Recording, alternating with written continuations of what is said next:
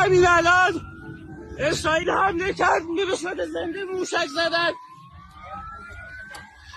We are seeing an all-out war play out in the Middle East because of Donald Trump's weakness. That video was from Iran yesterday as Israel struck nuclear facilities and residential properties designed for what they called decapitation attacks on top Iranian military leaders. The U.S. denied any involvement, but then it became pretty clear that the U.S. was deeply involved. Now it's believed the U.S. is involved in helping Israel shoot down the drones that are being sent from Iran into Israel, potentially. There's all-out war happening in the Middle East after Donald Trump was out there saying anyone would be so stupid if they were the president and allowed a full-fledged war to take place. I mean, take a look right here at the post that Donald Trump was making. This was like the last post he made before 1 a.m., 2 a.m. Let me show you the post. He goes, "We remain committed to a diplomatic resolution to the Iran nuclear issue. My entire administration has been directed to negotiate with Iran. They could be a great country, but they first must completely give up hopes of obtaining a nuclear weapon. Thank you for your attention to this matter." So that was his last post before about 1:30 a.m., 2 a.m. in the morning. And we learned about the attacks, 7-8 hours before that. The Israel attacks on Iran, the preemptive strikes. Trump made no statements at all last night into the early morning hours. Marco Rubio put out a statement that Israel took unilateral action. The U.S. had no involvement whatsoever.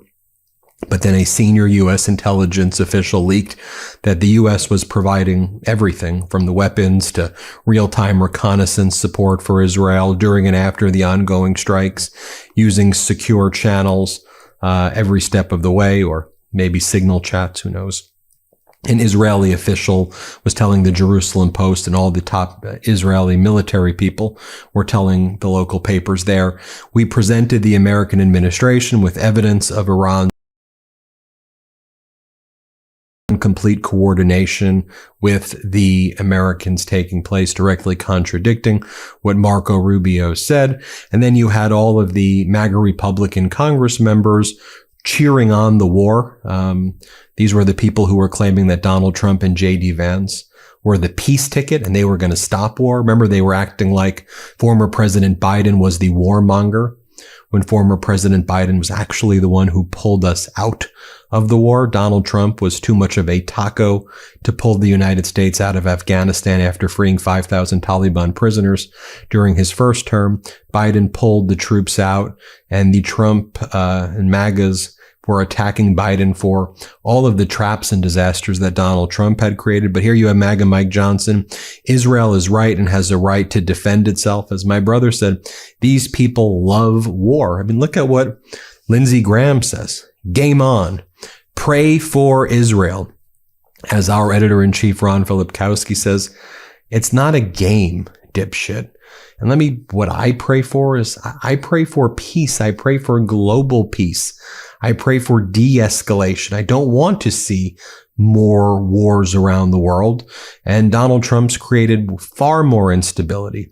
You have MAGA Republican Congress member Mast saying, "Thank you, Israel, for the attacks." Ted Cruz saying Israel is doing a favor to America right now by striking Iran. And as I said, it's believed that American troops are going to be working closely, as of this recording, with Israel to shoot down the Iranian drones. I mean, making the United States, you know what that means? That means America is actually in the war with Iran right now, directly. That would be directly at war. Iran's declaring war on Israel. And, I'm not trying to be hyperbolic, but I'm just giving you all of the evidence that this is pulling us closer to World War III. Now, Donald Trump had been the one who promised that he would prevent World War III. Former President Biden was actually doing that, strengthening NATO. Former President Biden, 2 new nations added to NATO, showing peace through strength, projecting strength against Russia. while de-escalating situations. And let's not forget, it was Donald Trump who pulled the United States out of the first Iran nuclear deal during his first term. He's constantly been humiliated by Benjamin Netanyahu after Trump's posted all of those memes of himself hanging out with Netanyahu in Trump Gaza, where he and Netanyahu are apparently, based on these photographs, going to party with women who are not their wives at clubs. And they're going to sip martinis and alcoholic beverages on the beaches of Gaza after genociding everybody in Gaza. That's the meme that Donald Trump thought was a funny thing to post on his social media account many months ago.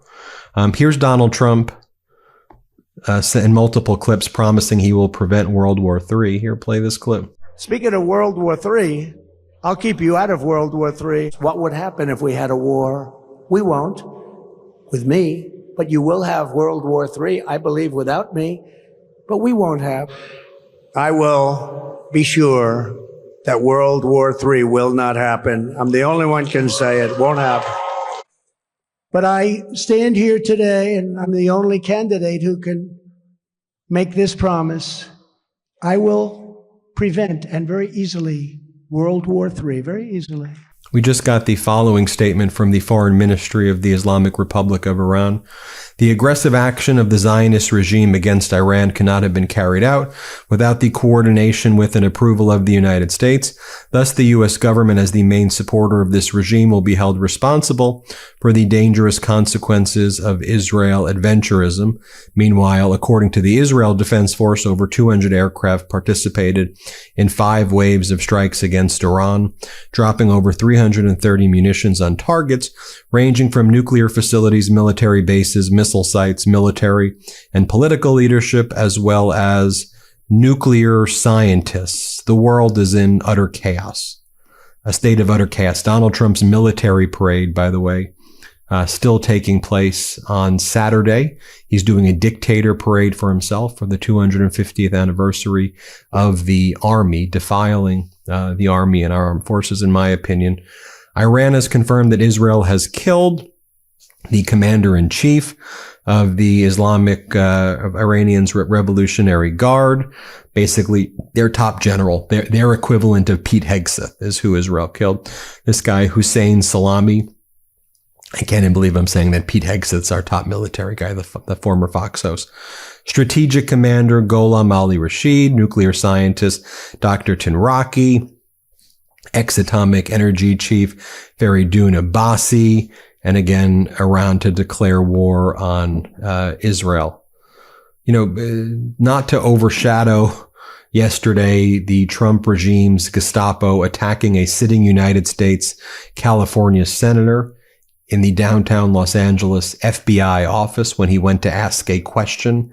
They tackled California Senator Alex Padilla, who's been on the MeidasTouch network multiple times. Not to overshadow that yesterday, Marco Rubio wished the Russian Federation well for Russian National Day and looked forward to constructive engagement to bring about durable peace with the Russian Federation and to bring mutually beneficial relations to the country. You know, there are many people out there who are saying, is this just the G7 summit's coming up early next week in Alberta, Canada? Many people are saying it's just like the G6 plus one at this point, right? Like the G6. And then you have America, who seems to just be a proxy for Russia at this point with our idiotic dictator, Donald Trump, who, when he sends the National Guard to federalize them and put them in Los Angeles, he doesn't bring them pillows, beds, supplies. They sleep on the floor without food and health care because of the sloppy way it was executed. Just horrible stuff right there. And meanwhile, you have MAGA Republican Homeland Security dogplay cosplayer Kristi Noem before and after. Kristi Noem, who is out there saying that they did the right thing in attacking a United States California senator. Horrible stuff. I'll leave you with this, back to back. Choose your fighter. On the one hand, MAGA Mike Johnson, Speaker of the House, saying that Senator Padilla should be censured, should be penalized and punished by the Senate for being attacked and brutalized and detained by Trump's Gestapo. Play this clip. Of the House, yes, the constitutional officer of this branch. Yeah, and what of it? I mean, the idea that you said this is a Senate issue. This isn't. I mean, these are members of Congress. I mean, yeah, but the Senate does its disciplinary actions over there, and we do ours over here. We have a certain set of measures, as you all know, and it ranges from censure to removal from committees to ultimately expulsion from the body. And do you support that for the senator? It's not my decision to make. I'm not in that chamber, but I do think that it merits immediate attention by their colleagues over there, and that I think that behavior at a minimum is it rises to the level of a censure. I think there needs to be a message sent by the body as a whole that is not what we are going to do. That's not how we're going to act. We're not going to have branches fighting physically and having senators charging cabinet secretaries. And on the other hand, you have California Governor Gavin Newsom. Here's what he has to say about Trump creating problems and then trying to be the hero in the problems that he creates. Here, play this clip. What do you make of the president today coming out and saying he wants to protect California farm workers from deportation, given what you... This is what he does. He creates a problem, and then he tries to be a hero in his own Marvel movie. Did it on... fill in a blank. On almost every topic, creates the problem, and then tries to do a make-believe as if you're all perfect little sheep, and you're going to go on with it to be the hero in his own Marvel movie. He initiated those raids. He significantly increased the scale and scope of those raids. That's why he wants the National Guard. Hundreds and hundreds and hundreds of guards, men and women now, being dispersed everywhere, sprinter vans, unmarked, people with masks, running in, rolling over, some case running into cars, 6-month-old kid, a 3-year-old child in the back of the car, left.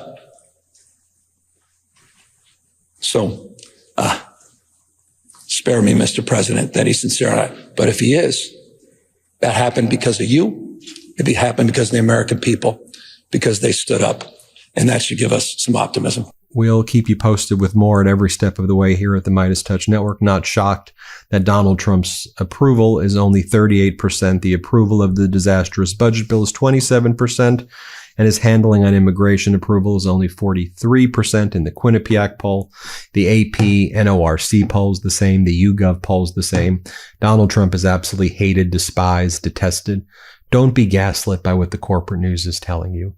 Donald Trump is absolutely hated in the United States and hated internationally. I showed you the Pew Research data yesterday, which shows almost every country despises this guy. We'll keep reporting on the truth here at the MeidasTouch Network. And I do just pray for peace in the world. And with Trump's weakness, though, the weakness isn't going to bring peace ever. The weakness is going to invite more aggression. He's always been a weak failure taco. Always chickens out.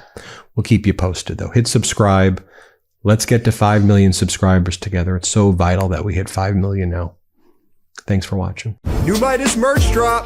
Check out the latest pro-democracy sticker packs, t-shirts, hats, sweatshirts, and more. All at store.meidastouch.com.